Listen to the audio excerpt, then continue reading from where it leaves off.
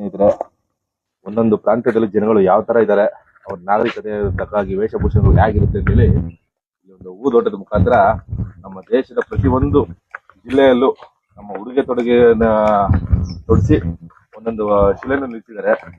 ತುಂಬಾ ಅದ್ಭುತವಾಗಿದೆ ಇದು. ಆ ಕಡೆ ನಾನು ಆಲ್ರೆಡಿ ಒಂದು ವಿಡಿಯೋ ಮಾಡಿದ್ದೀನಿ, ನೋಡಿರ್ತೀರಾ. ಕರ್ನಾಟಕ ಯಾವ ತರ ತಿಲಕ ಬಿಟ್ಟು ಯಾವ ತರ ಇರ್ತಿದೆ ಅಂತ ಕರ್ನಾಟಕ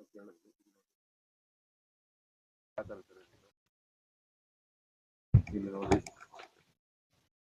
ಒಬ್ಬೊಬ್ರದ್ದು ಒಂದೊಂದು ಇದಾಗಿ ಅದ್ಭುತವಾಗಿ ಮಾಡಿದ್ದಾರೆ. ನೇಪಾಳದವರು ಇರ್ಬೋದು, ಅಂಡಮಾನದವರು ಇರ್ಬೋದು,